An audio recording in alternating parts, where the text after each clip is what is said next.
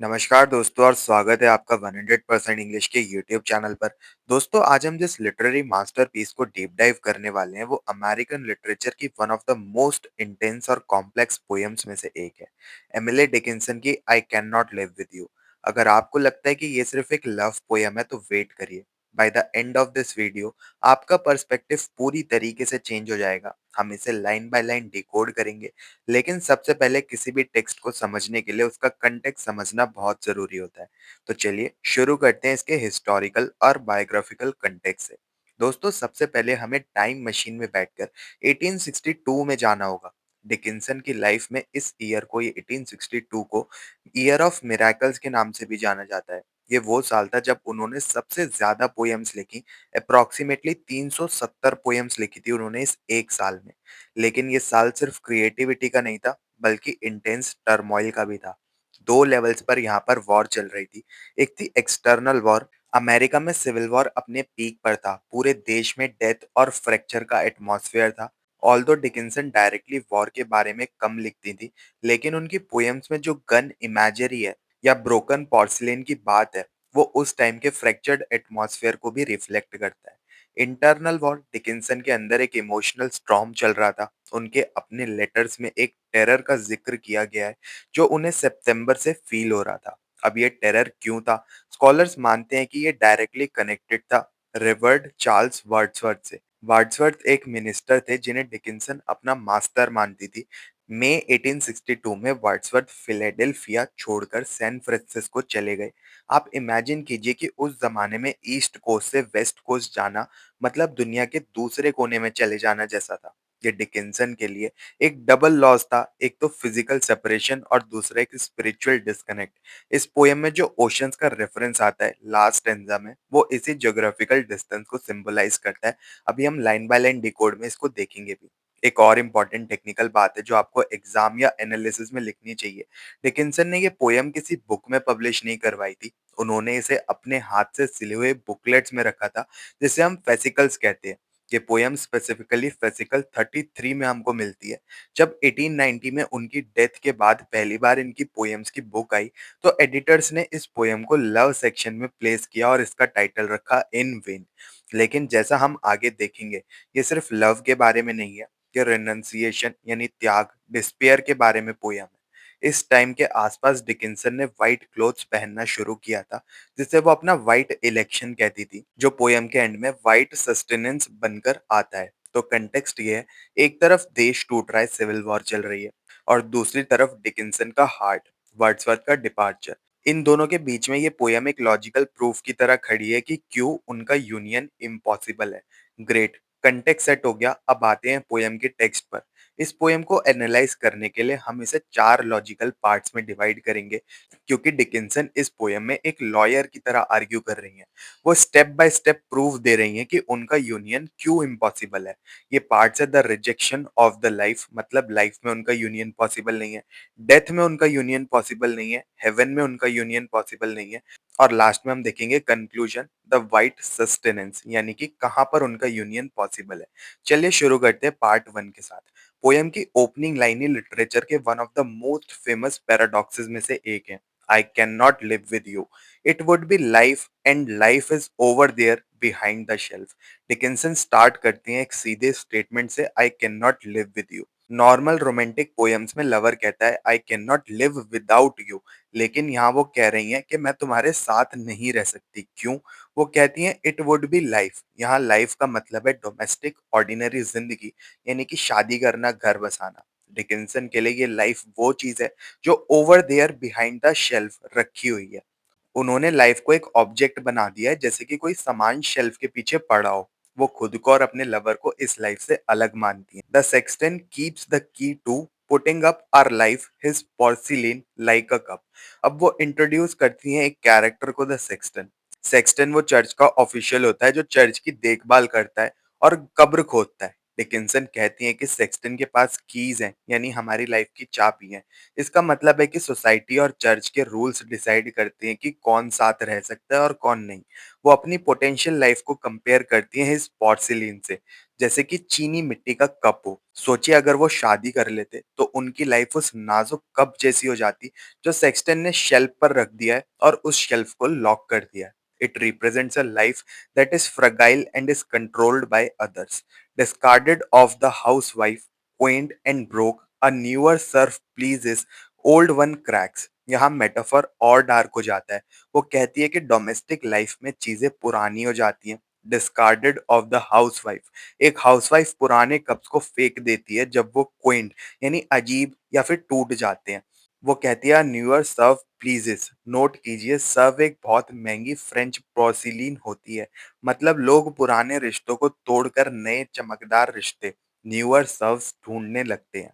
Old one cracks, पुराने रिश्ते जब टूट जाते हैं। डिकिंसन का लॉजिक ये है, अगर हम साथ रहे, लिव टुगेदर, तो हमारा प्यार भी इस डोमेस्टिक साइकिल का हिस्सा बन जाएगा, जो कि पुराना होगा, फिर क्रैक होगा और फिर रिप्लेस कर दिया जाएगा। वो अपने लव को इटर्नल रखना चाहती हैं, इसलिए वो लाइफ को रिजेक्ट करती हैं। अब यार अगर लाइफ में ये लव पॉसिबल नहीं है, तो क्या डेथ में वो लोग मिल सकते हैं रोमियो जूलियट स्टाइल में?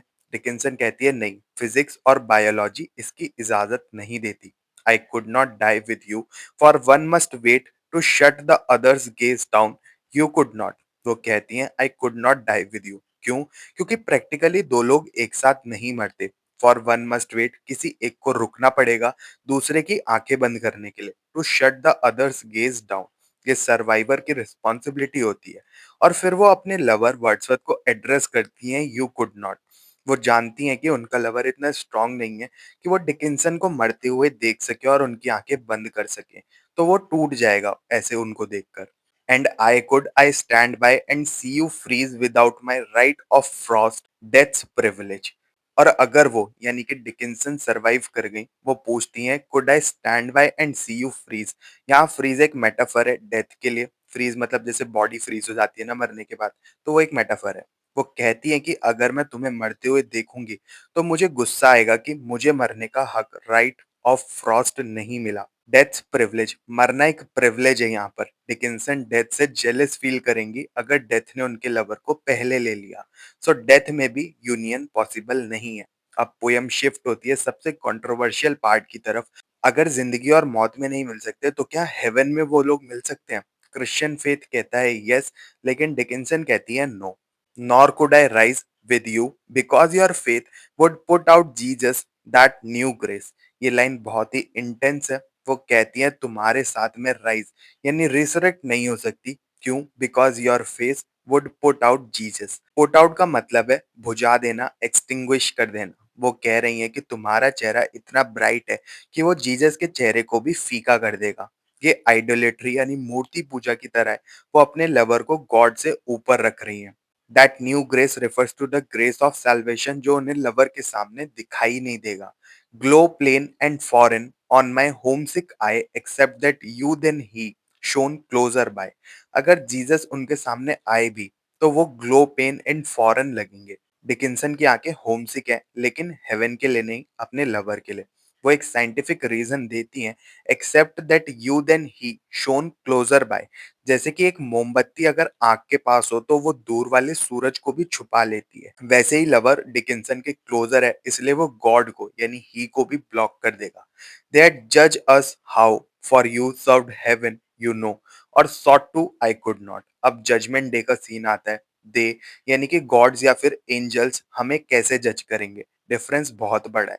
फॉर यू सर्व्ड हेवन, उनका लवर जो कि एक मिनिस्टर था, उसने पूरी जिंदगी गॉड की सर्विस की है, वो सेव्ड है, वो हेवन में ही जाएगा। लेकिन डिकिंसन एडमिट करती हैं आई कुड नॉट, वो गॉड को सर्व नहीं कर पाई। Because you saturated sight and I had no more eyes for sordid excellence as paradise. ये one of the most beautiful stanzas में से एक है।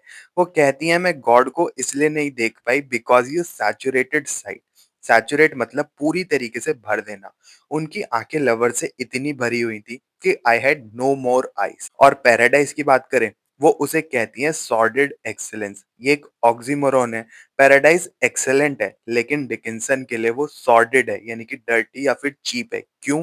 क्योंकि वो उन्हें लवर से दूर कर रहा है। Without him even heaven is useless.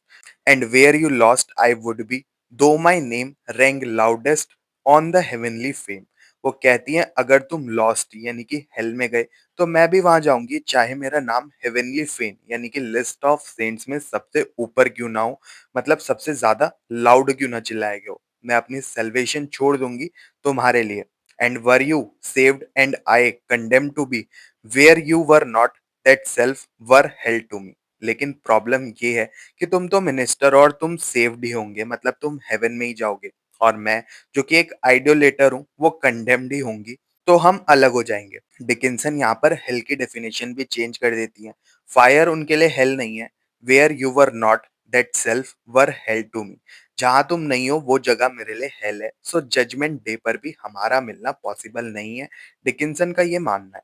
तो अब क्या बचा? लाइफ रिजेक्ट हो गई, डेथ रिजेक्ट हो गई, हेवन रिजेक्ट हो गया, इवन द जजमेंट डे भी रिजेक्ट हो गया। सिर्फ एक ही रास्ता बचा है, और ये इस पोयम का मास्टरपीस कंक्लूजन है। So we must meet apart, you there, I here, with just the door ajar. The oceans are and prayer and that white sustenance despair. Line number 45 को ध्यान से देखिए। So we must meet apart, ये classic oxymoron है, meet और apart का एक साथ यूज होना। मतलब हमारा मिलना सिर्फ अलग रहने में ही पॉसिबल है। डैशेस देखिए यहाँ पर, यू देयर आई हेयर। ये डैशेस पेज पर वो फिजिकल दूरी दिखा रहे हैं। वो कहती हैं कि हमारे बीच में बस एक डोर अजार यानी कि आधा खुला हुआ दरवाजा है। ये दरवाजा क्या है? That oceans are. ये रेफरेंस है Wordsworth going to San Francisco via ocean. और वो सरवाइव कैसे करेंगी? And that white sustenance despair. Sustenance का मतलब होता है खाना या फिर न्यूट्रिशन। व्हाइट यूजुअली फेथ का कलर होता है, लेकिन यहाँ डिकिंसन यूज उसे करती है डिस्पेयर के लिए। वो कह रही हैं कि मैं उम्मीद पर जिंदा नहीं रहूंगी, मैं डिस्पेयर पर जिंदा रहूंगी, क्योंकि जब तक डिस्पेयर है तब तक प्यार जिंदा रहेगा। अगर हम मिल गए तो शायद ये लव खत्म हो जाएगा, लाइक द क्रैक्ड कप, लेकिन दूर रहकर ये प्यार एटर्नल रहेगा। She chooses the hunger of despair over the satisfaction of maiden life. तो दोस्तों यहाँ पर ये पोयम खत्म हो जाती है। जब आप इस पोयम को पेज पर देखते हैं तो ये किसी नॉर्मल रोमांटिक पोयम जैसी नहीं लगती। इसका स्ट्रक्चर ही इसकी साइकोलॉजी है। आइए इसे ब्रेक डाउन करते हैं। डिकिंसन की ज्यादातर पोयम्स हाइम मीटर या फिर कॉमन मीटर में लिखी गई हैं। ये वही मीटर है जो चर्च के हाइम्स यानी भजन में यूज होता है। इसका पैटर्न यूजुअली होता है फर्स्ट लाइन में 8 सिलेबल्स और सेकंड लाइन में 6 सिलेबल्स, जो कि आपको डा डम का इफेक्ट देते हैं। लेकिन इस पोयम में डिकिंसन इस मीटर को रूथलेसली तोड़ती हैं। जैसे कि पहली लाइन देखिए, आई can not live with you. ये टेक्निकली 6 सिलेबल्स हैं, जबकि यहाँ 8 होने चाहिए थे। ये लाइन शुरू होते ही टूट जाती है। इसका इफेक्ट ये है कि रीडर को कभी सेटल्ड फील नहीं होता। जैसे स्पीकर की सांस अटक रही हो, वैसे ही पोयम का रिदम भी अटक अटक कर चलता है। ये रफनेस इंटेंशनल है ताकि वो अपने मेंटल टर्मोइल को दिखा सके। डिकिंसन यहाँ पर स्लैंट राइम या फिर इम्परफेक्ट राइम का जबरदस्त यूज करती है। ट्रेडिशनल पोएट्री में हम एक्सपेक्ट करते हैं लव डव या फिर हार्ट पार्ट जैसे राइम्स को, लेकिन यहाँ पर आप देखिए यहाँ कैसे वर्ड्स राइम कर रहे हैं, राइज और जीसस, आइज और पैराडाइज, डोर और प्रेयर। ये राइम्स पूरी तरीके से मैच नहीं करते। इन्हें सुनकर कानों में एक डिसोनेंस महसूस होती है। ये स्लैंट राइम दिखाता है कि उनकी दुनिया में कुछ भी परफेक्ट फिट नहीं हो रहा था, ना लाइफ, ना डेथ और ना हेवन। आपने नोटिस किया होगा कि पोयम में हर जगह डैशेस यूज किए गए हैं। यूजुअली हम फुल स्टॉप या कॉमा यूज करते हैं, लेकिन डिकिंसन डैश यूज करती है। लास्ट स्टेंजा में देखिए, यू देयर आई हेयर। ये डैशेस सिर्फ पंचुएशन नहीं है, ये फिजिकल डिस्टेंस है। ये वो पॉजेज हैं जो दर्द भरे हैं। ये डैशेस रीडर को फोर्स करते हैं रुकने के लिए, सोचने के लिए। It makes the silence very loud. सबसे इंटरेस्टिंग बात यह है कि ये पोयम एक साइलॉगिज्म, एक लॉजिकल आर्गुमेंट की तरीके से स्ट्रक्चर्ड है। डिकिंसन एक लॉयर की तरह केस लड़ रही हैं। प्रीमाइस 1, हम लाइफ में नहीं मिल सकते। प्रीमाइस नंबर 2, हम डेथ में नहीं मिल सकते। प्रीमाइस नंबर 3, हम हेवन में नहीं मिल सकते, जजमेंट डे वाले दिन नहीं मिल सकते। और कंक्लूजन, इसलिए हमको अलग रहना होगा हमेशा साथ रहने के लिए। ये स्ट्रक्चर दिखाता है कि उनका डिसीजन इमोशनल इम्पल्स नहीं, बल्कि एक कोल्ड रेशनल थिंकिंग का नतीजा है। She uses logic to prove hopelessness is the only reality. अब आते हैं थीम्स पर। डिकिंसन क्या कहना चाह रही हैं सरफेस के नीचे? इस पोयम का सबसे बड़ा थीम है rivalry with the divine. Victorian era में गॉड सबसे ऊपर थे, लेकिन डिकिंसन कहती है कि उनके लिए उनका लवर गॉड से भी ज्यादा ब्राइट है। याद है आपको वो line, because your face would put out Jesus. ये उस वक़्त के हिसाब से ब्लास्फेमी यानी कि ईश निंदा थी। वो कह रही हैं कि मैं हेवन में गॉड को देख नहीं पाऊँगी क्योंकि तुम्हारा चेहरा मेरे लिए उनका विज़न ब्लॉक कर देगा। उनकी साइट को उनके लवर के चेहरे ने सैचुरेट कर रखा है। वो क्रिश्चियन हेवन को सॉर्डेड एक्सीलेंस कहती हैं, यानी घटिया श्रेष्ठता। ये एक ऑक्सीमोरोन है।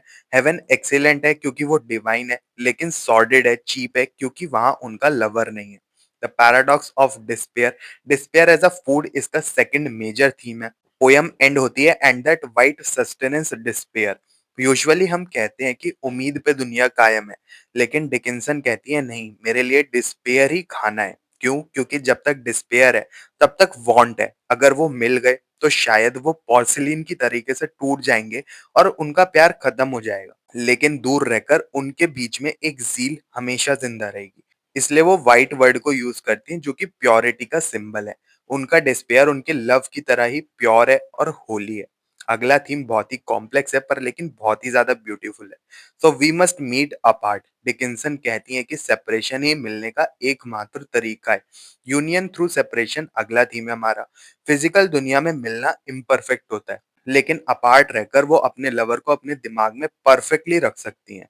वो डोर अजार आधा खुला दरवाजा रखती हैं, ना पूरा बंद ना पूरा खुला। ये पॉसिबिलिटी का स्पेस है जहां वो जिंदा रह सकती हैं। लास्ट दोस्तों, ये याद रखना जरूरी है कि डिकिंसन यहाँ विक्टिम नहीं है। पोयम पढ़कर लगता है कि वो मजबूर है, लेकिन ध्यान से देखिए वो खुद ही हर एक ऑप्शन को रिजेक्ट कर रही हैं। वो चूज करती हैं कि वो हेवन नहीं जाएंगी अगर वहां उनका लवर नहीं है। वो चूज करती हैं डिस्पेयर को।